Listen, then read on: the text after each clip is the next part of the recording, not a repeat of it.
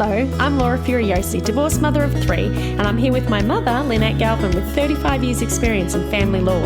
You're listening to the Divorce Course podcast. Through our candid discussions, we hope to help you through your divorce or de facto separation.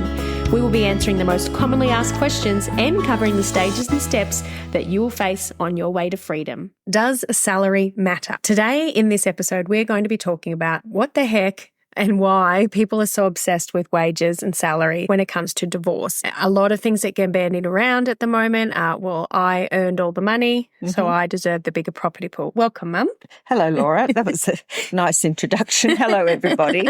Hello. So look, I think we do get this question a lot online, a lot in the webinars that we do. We have a webinar coming up. If you're interested, everybody, you can go www.thedivorcecourse.com.au and go to the free webinar in the free resources section. Come along and learn way more than you can on our podcasts. Yep. So, Mum, salary, it does seem like everyone thinks it really matters at every stage of the process, but you're saying it doesn't. It doesn't. It doesn't matter at all stages, but it's absolutely vital at some stages. Okay, so let's talk through which stages matter and which stages don't. So let's start at the start. You've separated, you're negotiating the property pool, you've done that, and now you're negotiating percentages. Go and listen to our episode on Don't Argue Percentages.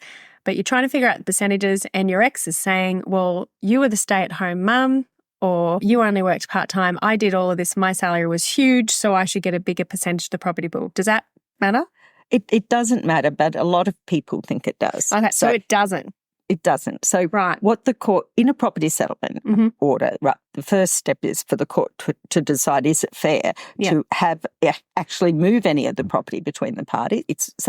But the next step is they look at, after they calculate the property pool, they look at contributions, and it'll be before, during and after the marriage. But whilst they're looking at financial contributions, or before, during and after cohabitation, I should say, living together, it doesn't really take into account salaries. So they're looking for lump sums. Okay. So if you were a cleaner, I always use this example, but if you were a cleaner at a hospital and your wife was a neurosurgeon, your wages would be wildly different, right? Or if you're a car wash person, or, so wildly different.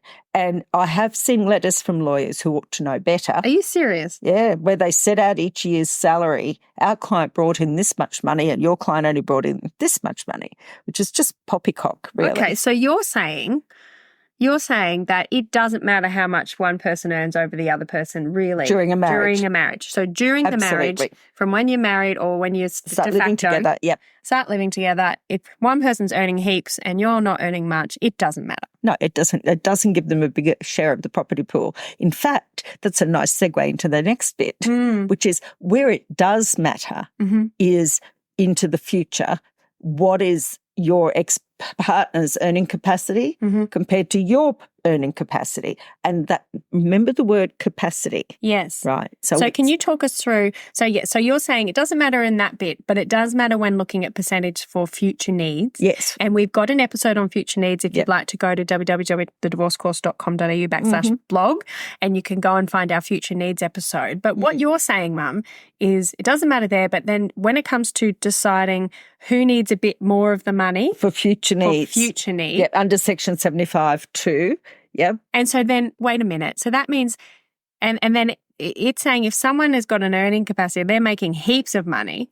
Say they're earning $300,000. And then the cleaner's not earning much. Yeah. They've got a greater need, so they should get a bigger share of the cleaner should get a bigger share of the property pool by and large. So there's a big brain mess going around with people thinking, well, if that person's earning all the money and that person's got the bigger salary, they should get the bigger split in the percentage. Yeah. But it's actually the other way around. It is. So if you earn less, your future needs probably are, depending on all the other factors that you need to go listen to that episode for, you probably need a bigger share. A bigger share of the property. That's right. And so... Wow. So can you explain to us then what this future needs when it comes to salary? Do they just say, oh, well, because you can't earn that much, you need to get a little bit more because it's not fair? That's right. That's right. So the steps of the process. 1, does the court need to make an order? 2, value the property pool. Step 3, look at your contributions, and that doesn't include salary. You don't include your salary at the beginning or during or after separation. But step 4, when they look at your future needs, it was explained to me once in a lecture years ago, and I've never forgot it. It's like the court takes a crystal ball and has a look and say, if we divide the property solely on the basis of contribution, which you'll remember not including salary, but extra big lump sums in like inheritances, personal injuries claims, whatever. If we divide the property pool solely on contributions, how is person 1 going to be in 10 years' time? How's person 2 going to be in 10 years' time? And the person with the massive salary, the neurosurgeon, even if, by the way, the neurosurgeon we'll says... talk about that in a minute. Okay. Yeah. The neurosurgeon. Yes. They'll say they don't need as much. They don't need it. They'll They're be fine in 10 future years. needs, they will be absolutely fine in 10 years. Only the cleaner is not going to be, because that's all he can earn. That's his capacity to earn. So that's what they look at, and they give you extra for the future to try and balance that up. They don't want to make it absolutely equal. No one's going to run a ruler over and say, well, $300,000 a year for 10 years is $3 million, and she's only going to have, or he's only going to have 3 years at 80, 240. They don't do that, but there is an adjustment. You're not supposed to have, under future needs, there's no requirement to have the same lifestyle that you had when you were together, but it needs to be sufficient to support yourself. Okay, so we've hit that big myth on the head. That's a big boo-ha. If anyone starts going, well, I earned the most, so I get the bigger share of the property pool. Just save your breath. Say whatever. But then I hear another thing where they say, well, my ex is a neurosurgeon and they've quit their job, so that when we go to court, his earning capacity his salary is zero. And I'm a primary school teacher, and I'm earning, $72,000 a year. Does that mean his future needs are now more important than my future needs? No, because this word should be written in gold in the Family Law Act. Capacity. Capacity to earn. So what does capacity to earn mean? It means what you reasonably could expect to be earning with your qualifications and your availability, depending on how many kids you've got and your location. So it's not uncommon for an affidavit to be filed showing all these jobs that a person could apply for if only they wanted to work full-time, or that someone goes on Seek and prints out all the neuroscientists or neurosurgeons' jobs with a rough idea of their salary. So the court, or you can go on to the Bureau of Statistics and work out what they could be earning. But, it's a deliberately stop working. How often do you see people quitting their jobs in an attempt to try and lower their salary so that they think they're going to get a bigger percentage? So often. How is that a common myth that's floating around there people don't know about then? Well, it's a little word, isn't it? And I think people are getting their advice from other friends and so forth. Right. And also too, I think, let's say our neurosurgeon lady goes to a lawyer to find out where she stands and what she's going to have to pay her cleaning husband out of the property pool. And her lawyer will say to her, your salary is high. Therefore, under Section 75(2) and the equivalent under de facto legislation in there, Section 90 something, he will have to get a bigger percentage of the property pool than you. So again, that person probably only just hears the bit that says salary. She gets more, or he gets more than me because of my job, so she quits and thinks that solves that problem. You'd have to be pretty nasty. It's called cutting your nose off to spite your face. Just imagine that, quitting your job, then basically making yourself poor, going to court and then finding out, oh no, because you have a capacity to earn, you still are going to get a smaller amount because of the property pool. Because, of course, the day after the trial, they might go back into another job. So what did judges say? What did judges say when they find these kind of people? Oh, well, they can't say much. They just have to operate within the law. Right. But they can say things like, I discount the suggestion that the wife is only able to earn this. She actually has capacity. I find that she has capacity to earn at the previous rate, and the fact that she's chosen to leave her job at the moment is not relevant. Right. So if they choose to not work for a lifestyle reason, then but it'd be different if they, I don't know, say got cancer or that's different. So, and then, Mum, there are other factors, aren't they, as well, other than just what your capacity to earn is when it comes to percentage split for future needs. There's a whole There's a whole raft of them. And whether you've put got that episode care in the children, show notes. Age, state of health of the parties. If you've got another person under 18, you've got an obligation to look after. So there's a whole lot of other stack stuff. of them, all to be found in 75(2). So when it comes to salary, it doesn't matter when it comes to percentage split apart from future needs. Yeah. Which if you have the lower salary, then it's to your advantage to have the lower salary, basically. Well, it is. Or the lower capacity to earn. That's right. As long as you don't sort of cut your hours down. Yeah. And say, I can't earn any more. The court's going to have a look at the last year or two of your salaries.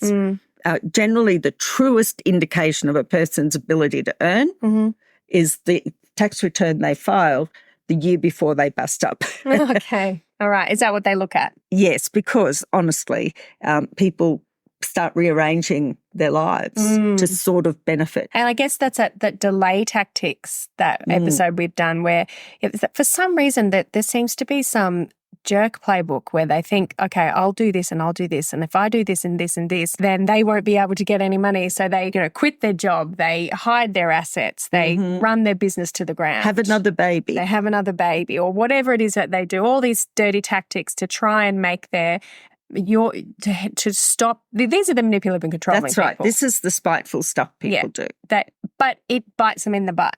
Yes, it will when you go to trial. So don't let your lawyer get involved in who earned what. Yeah. Because want to know the rationale behind it, Laura? The rationale behind it is, going back to my neuroscientist woman, she could not have worked the hours that she did and been on call and maybe even done her training if her husband hadn't been carrying the load to some extent at home, even if he didn't work outside the home at all. Their contributions are of a financial nature.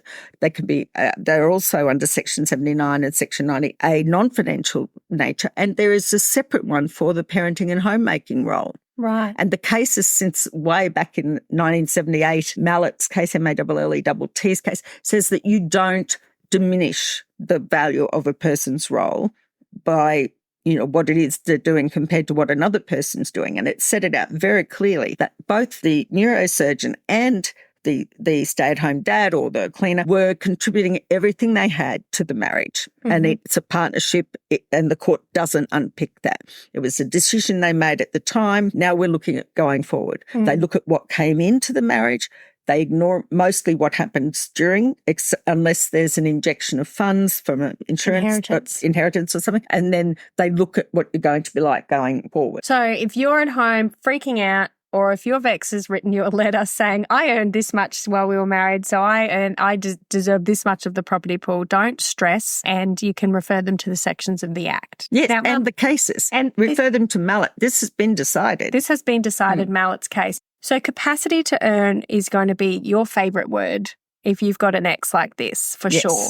Now, Mum, does this also fit in with child support? Yes, it does. So when you've got a poopy ex who's shirking their responsibility for their own children by quitting their job to not earn money, to file a tax return that's nothing of reflecting what they should be earning or what they could be earning, what happens in that instance? Because that's a different act. It is. The Child Support Act is a Commonwealth Act, and it's different. What they take into account is your earning capacity and your ex's earning capacity. And this, the neuroscientist who quit her job gets a double bonus, she thinks, because A, she doesn't have to give extra property to her husband, and B, she'll pay less child support.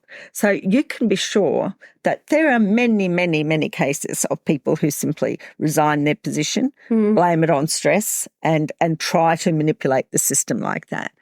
There are people who, if they run their own business, suddenly the business hits hard times, and do look at that with a little bit of a slitty eye suspicion sometimes. Having said that, there are a lot of businesses going badly at the moment that have done well for decades. But they can also manipulate how they receive their money. They might take it as drawings, or they might keep it in the company and have the company pay their expenses. So on paper, their tax return is that they've only earned 20 or 30,000 or something. So those are grounds for appeal to the child support, or a review, I mean. So you ring them up and you say, hey, just so you know, she was earning, $700,000 a year or $300,000 a year before we split up.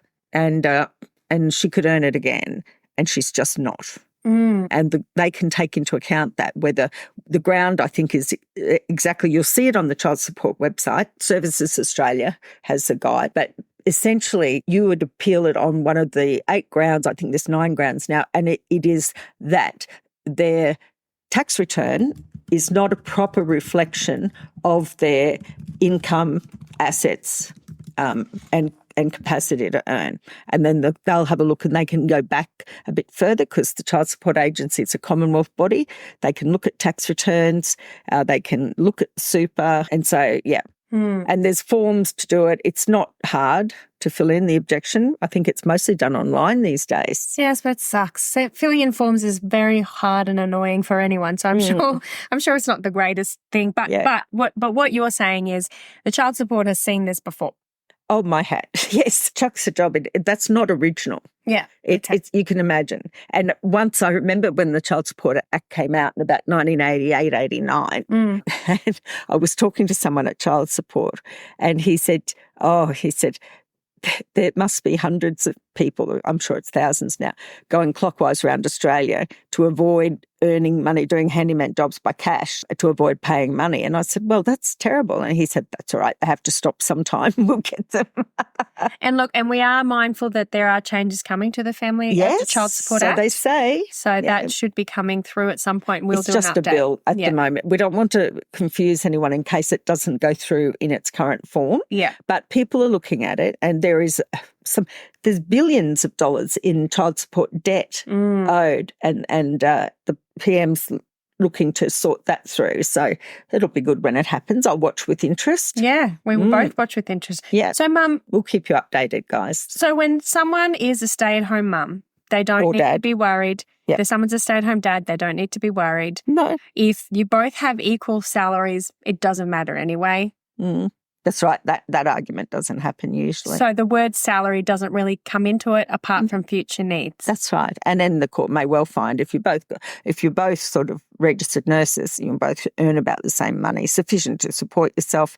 So it's not a factor even in the future needs. You're invited to our free webinar. Whether you're stuck at the beginning of deciding to divorce or you're struggling to find your way through the legal jargon and fear of the unknown of the legal process, we are here to empower you to take control.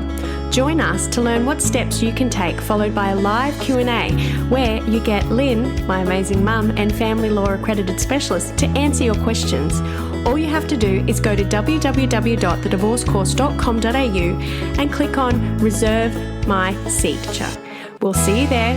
Hurry, spaces are limited, so don't miss out.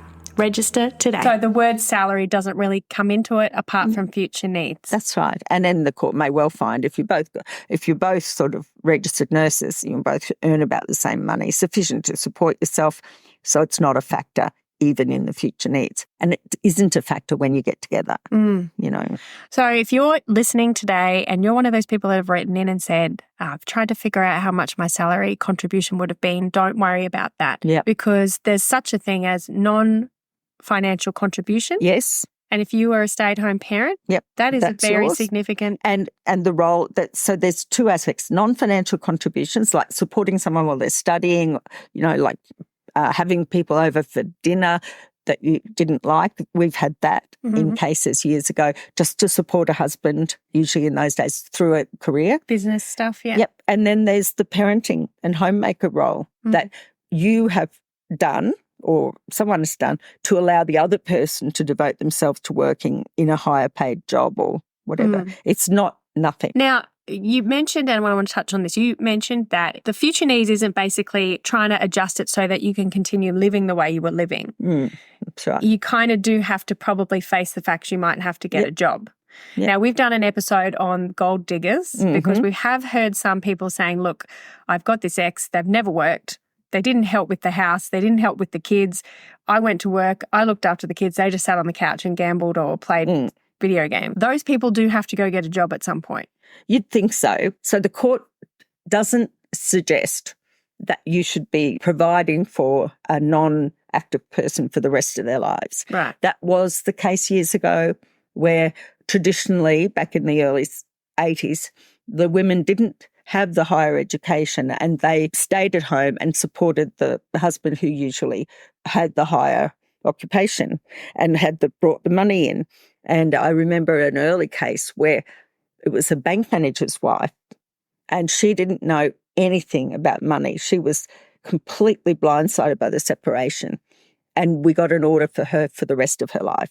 Oh, wow. But not today. That's not going to happen today. You will, unless you have a real illness, the court will try to, or some reason, the court will try to satisfy that with a lump sum adjustment to you in the property pool and maybe a contribution of maintenance or alimony going forward for as long as it would take you to either retrain or do something else. So I'm sure they still make open-ended spousal maintenance orders. And under the Act, the spousal maintenance orders end when you repartner. Right. Used to be on remarriage, And some orders, they'll make spousal maintenance because those early desperate stages when there's all these bills that come in and the person with the biggest amount of income isn't contributing, then on an interim basis, the court orders spousal maintenance a lot more often, and sometimes it only lasts until property settlement. All right, so if you're stuck at home, you're not earning any money,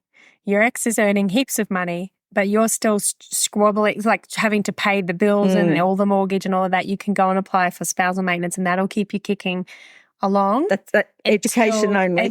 But that should... But that's how the court does it. And that would go and see a lawyer, get some legal advice, but that's how the court will support you until you get a property settlement. And can we talk about deep pockets? Okay, let's talk about deep pockets, Mother. So a person on that big salary, they've got the money to hire the lawyers. Yes, that's what I wanted to ask. Yep. So how does salary then affect your justice? Because if they're earning if that lady's earning $300,000 a year and you've got no money, they go and get the best lawyers ever, and you've got no lawyer. How do you fix that? And obviously their lawyers are not interested in you getting a bigger share of the property pool because you don't have the capacity to earn as much or you can't actually support yourself.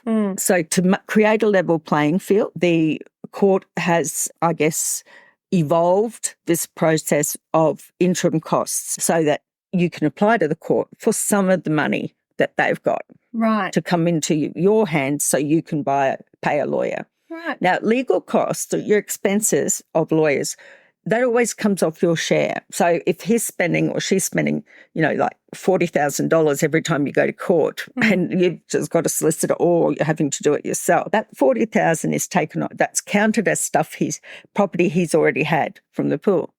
If there's a massive property pool or even a fairly like one that sustains your ex having barristers and lawyers at everything, then there should be enough then for you to have some to do the same thing. Yeah. And that's what they call about deep pockets. And you'll hear it often about organisations in litigation. They'll say, I was going to argue it, but they've got deep pockets. They've got so much more money than I have, and it never runs out. Right. So that's how you rectify that issue. Yeah, if your ex has got all that money and deep pockets and you're worried about justice. And there are a couple of strands of it.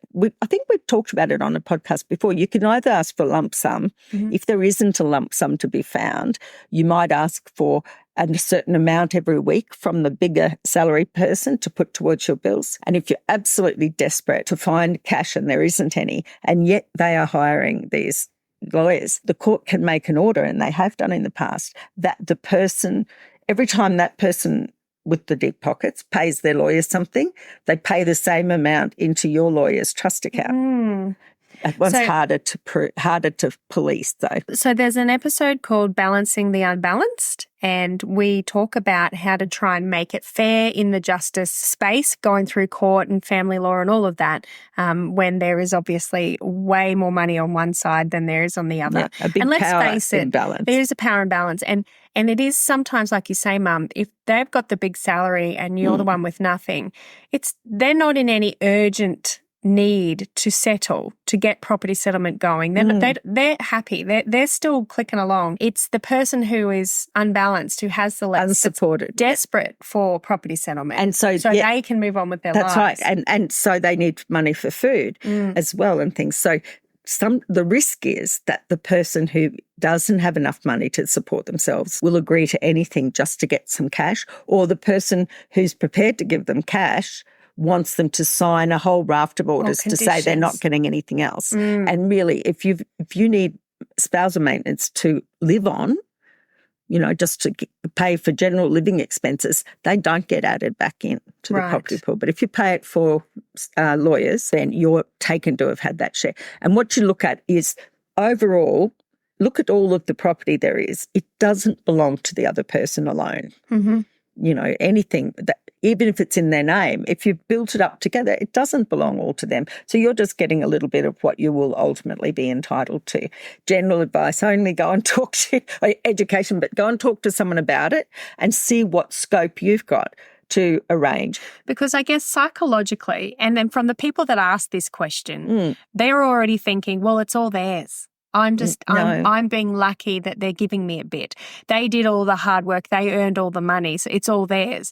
And if you're in a manipulative and controlling relationship, then you probably do feel maybe guilt asking for it, or you feel like you're unworthy of it, or maybe you feel like you're asking for something and you should be ever grateful for them to give you a little bit. Yeah. But that's not the attitude. Not the case, no. And you may have been conditioned over the relationship, with every conversation, with every time that you subordinate what you want to do for the good of him or the family and whatever, that can give you a mindset that's unhelpful. And I think of it like a butterfly, and the wings are just sort of drying out and opening up, because when you realise that you actually have a life and it is your life to live, it's just the best freedom. One really manipulative trick I've heard of is, and I think this person was a real narcissist, and I've come across it before, is where they say to you, oh, my ex-wife ripped me off, but you're not that sort of person, and then so throughout the whole relationship, then they're trying to weave that narrative, don't you dare rip me off either. Don't you? Not even threatening, but the poor me. Yeah. I've been ripped off by my ex-wife. I can barely afford to live, so I'll come and live in your house. And yes, and so you cannot be softened up by that. And a lot of people feel, I don't want to be like those people, that woman. I don't want to be like his ex-wife. And she's probably never met the ex-wife or ex-husband, but you don't want to be like that. A narcissist, manipulative, controlling person will make you feel that if you do pursue what you're absolutely entitled to pursue, that you're just like them. Yes, and that their estimation of you will go down, and it's real. You've got to get over that hurdle in your own head. That's tricky, because they'll throw that at you. And I guess with a high conflict person, the best way to shut down this argument that I earn more money than you and here's my salary for the last 10 years is just educate them.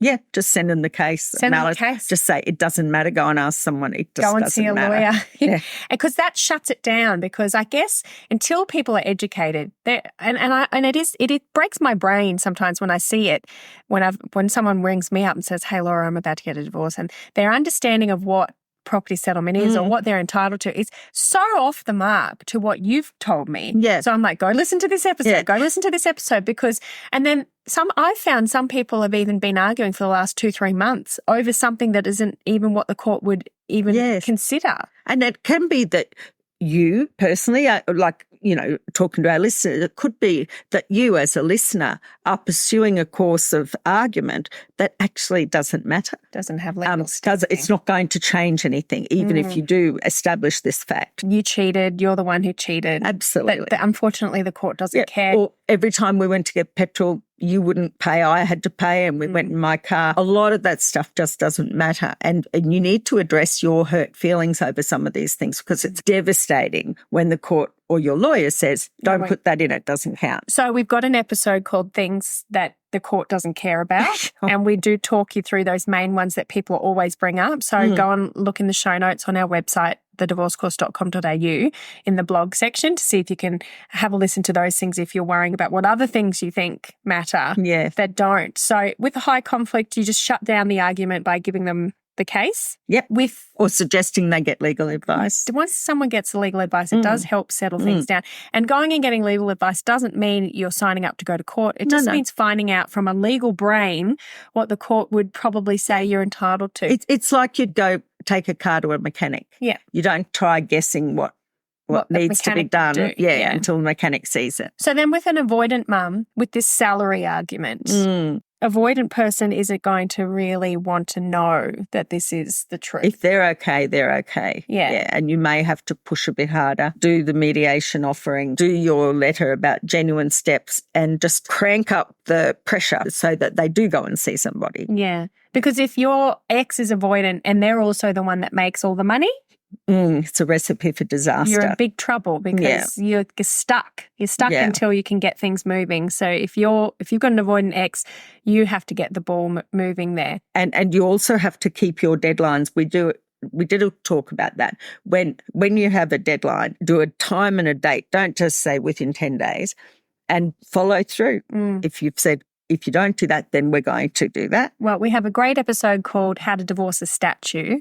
So Mum talks you through the process of doing the whole property settlement, even if they don't say a word to you ever. So you could go listen to that if you're pulling your hair out. And lastly, amicable, Mum, I guess if it's amicable and you point out to them actually salary doesn't matter during the marriage, it only matters for afterwards. And they go, gosh darn it. And then in our fantasy amicable thing, well then, do you need some money to pay for your lawyers? Yes, that would be great. That and would you see it occasionally. amicable. You do see it occasionally. Good. They put money in a joint account for wages, or they keep for legal fees, or they keep paying a number of expenses. Oh, that would be Just lovely. be careful though that the amicable offer to pay your expenses and do this, do that is not kind of like a honey trap. And you're a bird in that gilded cage, and you can't make decisions for yourself. Yes. Yeah. And probably I would think that what they're offering to pay you, I think you might be surprised when you look at child support and perhaps what you're entitled to as spousal maintenance, it might only be what they're offering to pay you anyway. So I use those letters as proof to the court that he's got capacity to pay or she's got capacity. Look, they offered this money, but I don't want it to be intruding into my life. I want my own money. I want that money, and then I'll pay the rates and rent and insurance without conditions, without constantly being in contact. And an amicable person might mean that with a kind heart, and they'll be happy to just give you the amount instead. So you do make your own choices. But a coercive, controlling person probably prefer to be the one that pays your rent so they can do good boy, good girl, bad girl. Oh, you're going to take me to court, are you? Well, I'm not paying the rent. Or I'm not paying the rent, or I'm going to be 2 days late. Yeah. Look, I think the whole argument about money and who earned it and who brought stuff in, I'm glad that the court does do that blanket approach where they're like, we don't care what happened in the middle of the marriage from the start to the end, because really that was your decisions. Yes. You allowed it. You didn't allow it. Whatever happened, it was in your time. And otherwise it would be a huge mess. Yeah. It would be a massive mess. And I think knowing that it only matters after the fact that you've separated, it's important though to know when was your separation day, because that can become an argument. But I think it's comforting for those who are going, crap, does salary really matter? For those who are, you know, on the lower side of the salary scale, don't panic. It doesn't mean you're going to miss out because you did as much contributions as they did. And if you're the person who's going, I brought all the money in, I was the breadwinner, well, you know, now you know if you were holding out for extra because of that, have a little look at it and you'll have to just accept that that's not going to fly. You're better for me to sort of tell you to go look it up and find out about it, that it might be a problem for you, than to spend all that money, go through all those days, go to court, and the judge goes, of course it doesn't matter. You know, so I think if you're stuck, sometimes it's your own misconception. I agree mostly though, especially with avoidant. It's probably the other party, but, you know. Make sure it's not you. Make sure it's not you. Yeah. Well, I hope that answers your question to the person who wrote in just the other day. I was like, we need to answer this one because we get this a lot. So there's no need to be sitting down trying to figure out what value your homemaker salary would have been if it was a salary. You don't need to do any of that. You just need to realise that what happened in the marriage happened in the marriage. It stays in the marriage as a combined thing, unless it's inheritances and things like that. The court does look at the extent to which this is your non-financial contribution. You've supported that person to work. And I've had matters where a person's got their medical qualifications during the marriage and then they break up and you're like, Oh, great. I paid for you and looked after you while you got your degree, and now you've gone off. And one of the factors is, I was talking about age, state of health, the things that they look forward to going forward, look at for your future needs. One of them is the extent to which the person whose maintenance is under consideration has assisted or helped the person who is to be the payer to obtain their qualification. Now, I think that's almost word for word out of the Act, and it's a bit clunky, but basically if someone studied every night while you were together, or, going to the union and you keeping things going, or you've worked to support them while they're studying, then that is a non-financial contribution on your behalf. Yeah. So don't stress. No. It's all good. It's very nuanced. And I think I'm going to say this.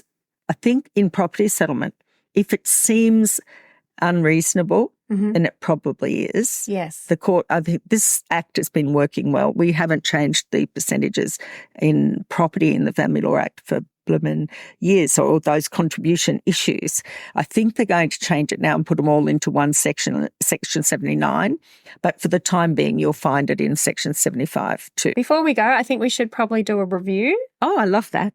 Mum loves all the reviews that we get, and we are absolutely loving the love you give back to us through Instagram and Facebook and TikTok and YouTube. If you're not subscribed to us on YouTube, please go support us by subscribing to YouTube. You don't have to watch our videos, just be a subscriber. That would be great, because we're newbies on YouTube, and we're thinking about doing some actual serious videos on the new changes to the Family Law Act as well. So if you're interested, definitely go and subscribe to us so you can find out. But this review today is called Perfect Timing. I stumbled across this podcast somehow and have not stopped listening. At the moment, going through post-separation abuse and alienation, and this podcast is just the brightest light of hope. Lynette's thoughtful and wise words and gorgeous bond between the mother and daughter. So that's Lisa. If you are listening, Lisa, you can send us an email at thedivorcecourspodcast@gmail.com, and we will arrange a free call to chat with Mum. So if anybody else would like to have a free chat with Mum, we try to choose one review a month, and you can review us on Spotify, Apple, or you can even, I don't know if you can review on YouTube. I have to figure that out. It's comments on YouTube. Comments, okay, yeah. So maybe just stick it to Apple and Spotify. But again, thank you for keeping us in the loop with things. If you've got an episode idea you'd like us to do, if you've got a question that you've heard other people asking, we can answer it here for you and hopefully make your journey a little bit less stressful. Yeah. But please always go and see a lawyer. Get your own independent legal advice, as each legal situation is different. But thank you, Mum. Thank you for your time. No worries, Laura. Bye-bye, everyone. Bye. If you found this podcast helpful, we'd love it if you could rate, review and subscribe. By doing so, you are spreading the word to help someone else just like you. Lynn would like to remind you that this podcast is general advice only, and you should always get legal advice in relation to your particular situation. And remember that the Australian laws may have changed since recording.